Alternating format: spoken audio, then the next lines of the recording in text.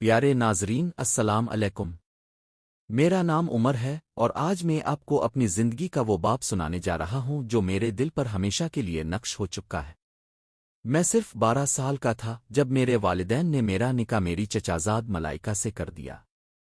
ملائکہ اس وقت 9 سال کی تھی، ایک ننھی سی معصوم بچی جس کے ہاتھوں میں ابھی گڑیا تھی اور دل میں کھیلنے کے خواب۔ ہماری بستی میں یہ ایک عام رواج تھا۔ لوگ کہتے تھے کہ بچپن کی نسبتیں مضبوط ہوتی ہیں، مگر کسی نے یہ نہ سوچا کہ بچپن شادی کا وقت نہیں ہوتا، خوابوں کا وقت ہوتا ہے۔ جب نکاح ہوا تو مولوی صاحب نے دعا کروائی اور چچا نے ملائکہ کا ننھا سا ہاتھ پکڑ کر اس کی انگلی نیلی سیاہی میں بھگوئی۔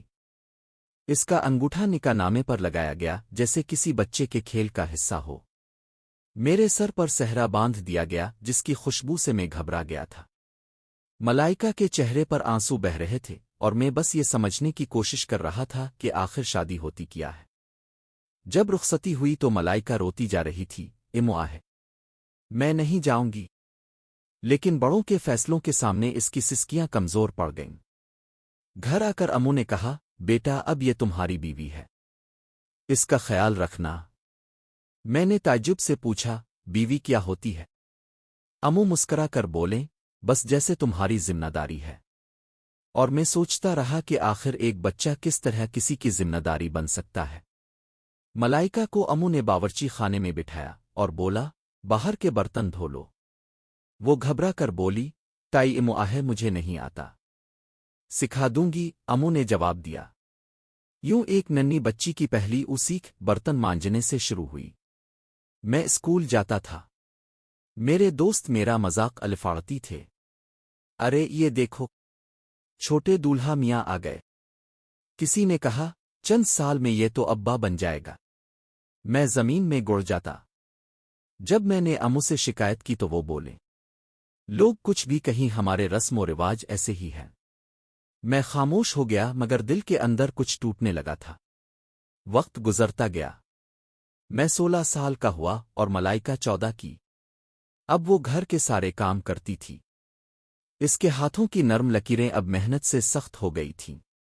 میں کبھی کبھی اسے دیکھتا تو سوچتا، یہ وہی بچی ہے جو کبھی گڑیا سے کھیلتی تھی۔ ایک دن اسکول کے چند لڑکے مجھ سے کہنے لگے، تم تو شادی شدہ ہو نا؟ میں نے ہنستے ہوئے کہا، ہاں مگر کیوں پوچھ رہے ہو؟ وہ کہنے لگے، پھر تم جانتے ہو کہ شوہر بیوی سے کیا رشتہ رکھتا ہے۔ میں چپ ہو گیا۔ میرے ذہن میں سوالات گونجنے لگے۔ گھر آ کر میں نے اپنے ابوا سے پوچھا، ابوا شادی کا مطلب کیا ہوتا ہے؟ وہ ہنسنے لگے، بس بیٹا خاندان کی عزت قائم رکھنی ہوتی ہے۔ لیکن میرے دل کو تسلی نہ ہوئی۔ ملائکہ اکثر چپ رہتی تھی۔ کبھی کبھی اپنے پرانے کھلونوں کو دیکھ کر مسکرا دیتی، پھر آنکھوں میں آنسو آ جاتے۔ ایک دن میں نے پوچھا، تم روتی کیوں ہو؟ وہ بولی، مجھے امو یاد آتی ہے اور مجھے کھیلنے کی خواہش ہوتی ہے مگر یہاں فرصت نہیں۔ میں نے پہلی بار اس کے درد کو محسوس کیا۔ وقت گزرتا گیا۔ میں جوان ہوا، ملائکہ بالغ ہوئی، مگر ہم دونوں کے درمیان وہ بچپن کی دیوار کھڑی رہی۔ ایک دیوار جو رسم و رواج نے بنائی تھی۔ میں اکثر سوچتا ہوں، اگر ہمیں تھوڑا وقت دیا جاتا، اگر ہمیں بچپن جینے دیا جاتا، تو شاید ہم دو ادھورے لوگ نہ بنتے۔ پھر ایک دن ہمارے گاؤں میں ایک سماجی کارکن آئی۔ اس نے عورتوں سے کہا، بچپن شادی کے لیے نہیں، تعلیم کے لیے ہوتا ہے۔ ملائکہ نے پہلی بار اس عورت سے بات کی۔ اس کی آنکھوں میں روشنی سی بھر گئی۔ کچھ ماہ بعد ملائکہ نے فیصلہ کیا، میں پڑھنا چاہتی ہوں۔ گاؤں والے بولے، بیوی پڑھنے جائے گی؟